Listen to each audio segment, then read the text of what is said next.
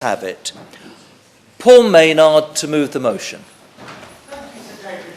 As you do so under your chairmanship once again, whenever I come here you seem to be in the chair, so it's nice to see the tradition maintained, and it's a pleasure to speak on this issue as well. An issue that perhaps doesn't always get the attention it deserves. Everybody in our constituency is going to die at some point in their lives, unfortunately. It's an issue that we don't discuss as a community very often, even within families very often. Yet I think it's worth bringing to this chamber today to discuss the matter. I'm grateful to the many industry bodies who've helped in drawing together the information for this debate, many of the charities that are out there, many of the campaign groups as well. It is quite clear in recent weeks this has become an issue of growing public interest, and I think that is worth dwelling upon as to why that might be. The Honourable Member for South Shields had her 10-minute rule bill just before the last election. We've seen the National Association of Funeral Directors campaigning on this issue. Quaker Social Action innovating in terms of how it's seeking to drive down the cost of funerals. I've discussed the issue with the Secretary of State on numerous occasions over the past 5 years, and also with Steve Webb, the Minister's predecessor in the department. I've also seen Royal London and Sun Life, two of the major insurers, issuing regular reports now over the past decade, indicating the extent to which funeral costs have gone up over the years. And perhaps fundamentally, well, I never thought I'd find myself saying this, the SNP has shown us the way forward, perhaps, in that just last Friday they published a burials information bill in Scotland, looking at many of these particular issues, including, most interestingly of all, a commitment to review funeral poverty in Scotland. It's something I welcome, and I would welcome a commitment from the Minister to look carefully at what is in that bill, some of which I know would be an MOJ responsibility here in England, but to look at the funeral poverty issues in particular, and just see if anything can be learned from what they are doing up in Scotland. As I often find when I'm here to do these debates, I meet all the relevant bodies, read all the relevant reports, I gather far more information than I can possibly deploy in the hour I have at my disposal. Not that I have an hour at my disposal. I would do my best to enable everybody to get in, and I recognise, the hour is a new format for this chamber, and I hope we can accommodate everybody. And it's worth being quite specific here. I think there is a full debate to be had about the rising cost of funerals. But that is not the topic of my debate today. I'm quite specifically trying to focus on that group of people for whom the cost of a funeral is over and above what they can afford in the first place. Many of the trends, I agree, do overlap. Scarcity of burial space drives up costs, for example. But it is those in particular who are in financial need that I want to focus on. I will happily give way. Does my friend agree with me that in places like Redditch County, fuel poverty is a massive problem for people, and having lost both of my parents, the stress of having to organise a funeral is bad enough without having to worry about the cost of that funeral. I think the Honourable Lady is quite right in that it's something none of us really want to have to think about. What are we going to do when the reality presents itself to us and we have a funeral to organise? Not only do we have to process the emotional feelings that we inevitably feel, there's an entire series of practical steps that have to be gone through that we are probably not best placed to participate in. We're not acting as the informed consumer that we might be if we were going down to the supermarket to make a normal purchase. This cannot be the normal purchase we might like it to be. And I think it is something that it can be overwhelming at times, and many people do require a degree of, I think, practical help in trying to navigate this process. For some, yes, it might be a welcome distraction from the process of grieving, but I don't think it can ever be accepted that these things will just happen of their own accord. And it can have, as Marie Curie pointed out, quite an adverse consequence for the grieving process if the result is not the right one in the end. And above all else, the cost of a funeral can be a massive shock to the financial budgets of families who maybe don't start off with a significant amount of resilience in the first place. And the fact that I organised today's debate seems to have provoked a number of insurance companies into rushing out annual reports a few weeks early. Both Royal London and Sun Life had to get a move on down the printers, and Royal London's report that came out on the 5th of October showed once again that funeral costs continue to rise. They now estimate that some 1 in 10 are struggling to meet the cost of a funeral. Sun Life, another provider, in their cost to die report that came out even later this weekend, they found the cost of a basic funeral had risen to $3,693, with a further $2,000 on discretionary items such as extra limousines, venue hire, catering and so on. It is a sizable sum, which if not met out of the deceased estate, will put a substantial burden on the family if they have few savings, yet even need to find the money for a deposit to start the process in the first place. No wonder research shows that credit cards and funerals are two of the most common items that you will find together. But for those whose financial resilience is low to begin with, the phenomenon of funeral poverty has an almost sad inevitability about it. It's leaving people facing a scale of debt and a suddenness that they simply cannot be expected to prepare for.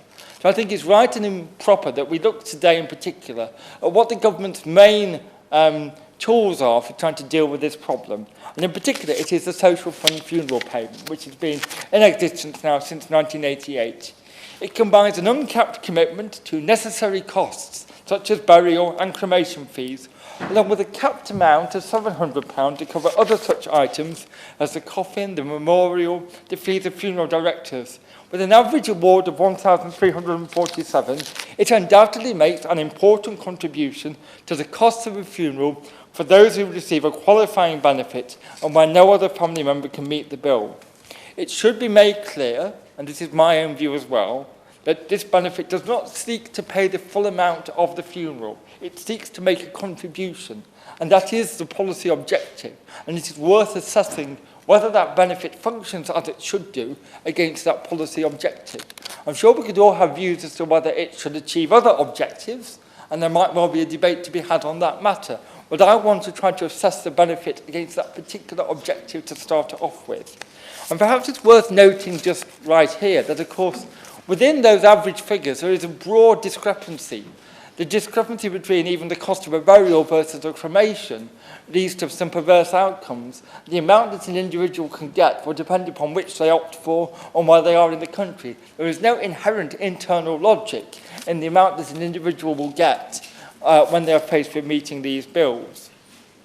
The capping of the additional costs at £700 has been a controversial issue for a number of time, for quite a while.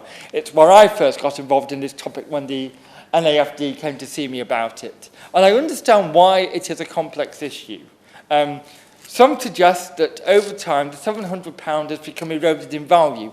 Mathematically, that cannot be argued against. The cost of inflation means that if we were paying that £700 now, based on the amount it started out when it was first capped in 2003, it would be slightly over £1,000.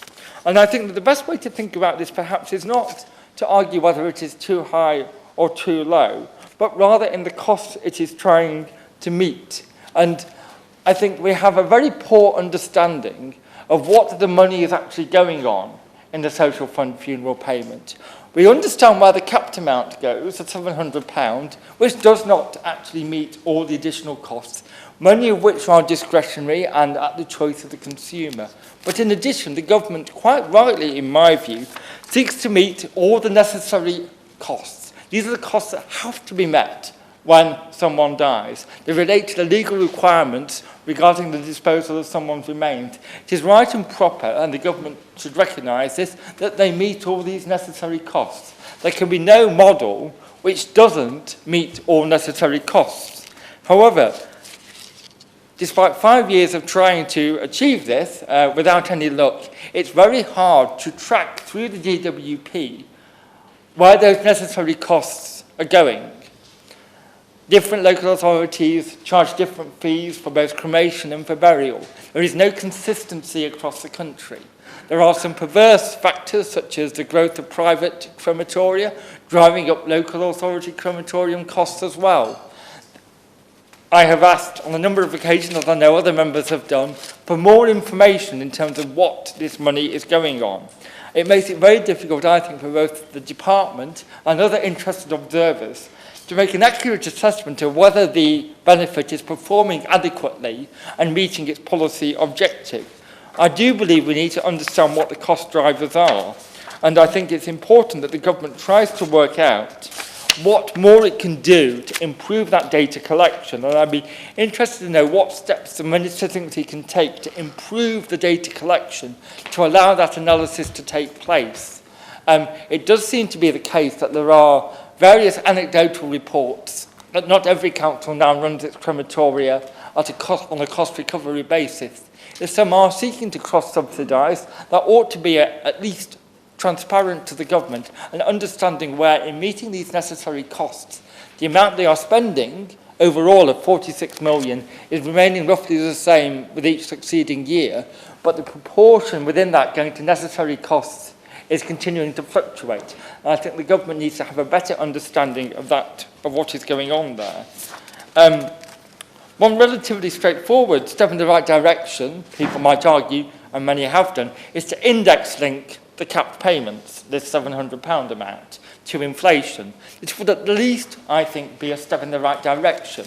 And when I put this to Mr. Webb, the predecessor, he replied to me stating, one risk of index linking these payments is that prices would rise and recipients would be no better off.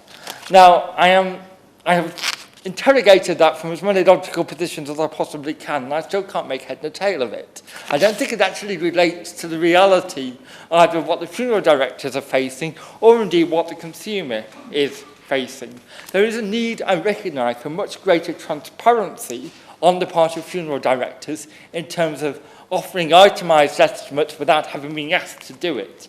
But to my mind, the £700 cap actually leads to some perverse outcomes. Increasing numbers of funeral directors are carrying a substantial amount of debt because they're having to act as debt managers almost, and it's actually leading some of the larger chains, I fear, to turn people away when they learn that they may be requiring social fund payments in order to pay for the funeral. And so I would ask the government once again to look at the issue of index linking, not merely as a spending commitment, but to look at how they can understand better the cost drivers from local government, use whatever savings they can achieve there to pay for the index linking that would then allow the funeral directors to start to cover more of their costs. It would also, I think, give the government an opportunity to say to funeral directors, right, we've index linked, now let's look at how you can improve, or rather how the industry can improve its delivery of services and act more in the consumer's interest to get a fair outcome at the end. And I would ask the government to consider quite properly balancing the need to fund necessary costs with the need to ensure that those costs are constrained on the part of local councils. There can be no blank cheques, in my view, and that additional costs are not being squeezed merely to ensure the funding of necessary costs which we do not have a full and proper understanding of. And there's a danger that as the debate and the public interest grows, we may get some perverse demands for change that won't actually lead to an improvement in the experience of the bereaved in the first place. We need that robust, coherent data to judge what the right way forward is. And at the moment, we don't have that information. That's something many of the observers in this sector strongly believe. We also need to look at how the benefit itself works. From my time on the Working Pension Select Committee, I know it's very important that you need to be quite forensic on each individual benefit. What is its policy objective? Is it delivering that objective? How is it being managed? We have some 51,000 applications for the social fund funeral payment, some 41% of which are rejected.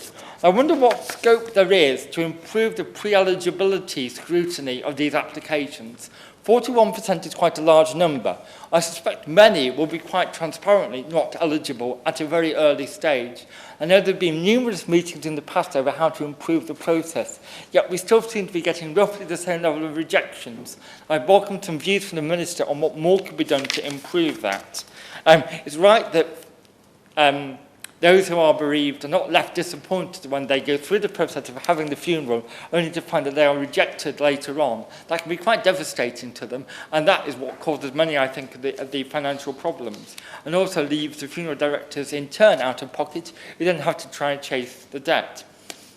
In particular, could the Minister address the specific issue of where people are awaiting a decision on a qualifying benefit? They are then trapped in two particular DWP holding circles. One, a decision on their own benefit, and that would then have a consequence for whether or not they are entitled to the social fund funeral payment. The form is also very complex, and I know virtually every DWP Select Committee report I've ever sat on always says, can you please improve the layout of the forms? Can you subject it to the test of your behavioural insights team? No DWP form can ever not be improved, and I think this particular one would defeat even me in a state of, of trying to fill it in. The timeliness of decision-making matters. I have to say, I actually think the department's performance is quite good on this. They have a target of 16 days. It seems to fluctuate between 17 and 18 days, so they're not that far off their target. I can think of many other examples of where they're nowhere near their target. So I think there's quite good performance here. But nonetheless, the target of 16 days is actually 3 days longer than the average span between death and the funeral taking place. And there is still an issue, I think, of the timeliness of decision-making, which might be helped by improving the pre-application eligibility procedure, if such a thing could be introduced. I would also welcome the opportunity for relatives to know before they commissioned a funeral the likely scale of resources that they might have at their disposal, because I think that there's a fear that some relatives feel that the measure of their grief and their loss can somehow be proportionate to the complexity of the funeral that they commission. I think, whilst I understand why that occurs, it would be very helpful, I think, if we had a very clear understanding from funeral directors at a very early stage in that process of discussion what the itemised bills will be, how much will be spent on each element, which of it is required, which of it is discretionary, which of it is optional. At the moment, these people are not acting, in my view, as informed consumers. And affordability has to work both ways. If the funeral director is offering a more affordable plan to the customer, they are more likely to get their money in the end as well. So I think that they both can benefit from this and alleviate the levels of debt. One interesting element of this debate is budgeting loans. Steve Webb participated in a debate here a few years ago now and talked about budgeting loans as being the solution to much of this problem. Despite repeated efforts from the NAFD to get more information out of the department through FOI requests, no one seems to have any evidence of any budgeting loan being taken out for the purpose of a funeral. And I'd be really interested to know if there are any figures and any evidence that this is actually occurring. It will be interesting, but we don't have any data on it.